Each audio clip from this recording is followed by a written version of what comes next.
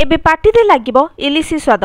गतकाली और आज लघुचाप आगमन फल प्रचुर इलिसी माछ मत्स्यजीवी जालरे पड़ी। बालेश्वर जिला भोगदाई सीमांत दीघा मुहाण माछ मार्केट रे क्विंटाल क्विंटाल इलिसी बिक्री होइथिबार सूचना मिली। मौसुमीर पाग अनुकूल थिबारु गभीर समुद्ररू प्रचुर परिमाण में इलिसी ट्रलर जोगे मत्स्यजीवी जालरे धरा पड़ी।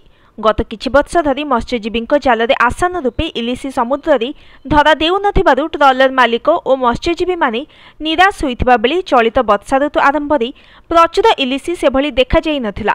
मात्र गत 2 दिन धरी मत्स्यजीवी माने इलिसी जालरे पड़ुथिबारु आनंदित होइछन्ति। बंगोपसागर में चाण चाण इलिसी म्यांमार और बांग्लादेश गभीर समुद्ररू भारत उपकूलमुहां हेउछि। इलिसी जाल छाड़ा और समुद्र को संजोग करुवा नदीर मधुर जलपान पर व्याकुल होई कूलमुहां हेउथिबा बेले मत्स्यजीवी जालरे धरा पड़ुछि।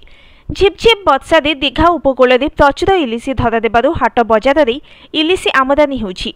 200 ग्राम इलिसी 200 टंका, 500 ग्राम ओजन इलिसी 550 और 1 केजी ओजन इलिसी 1000 टंका बिक्री होता बेले आगकू प्रचुर इलिसी पड़िबार संभावना रही बोली दीघा मत्स्यजीवी संघ पक्षर सूचना दी जाइछि। अन्य लुणी माछ अपेक्षा इलिसीर स्वाद भिन्न रुचि होइथिबारु माछ खाउथबा खाउटी मानकर इलिसी प्रति दुर्बलता रही।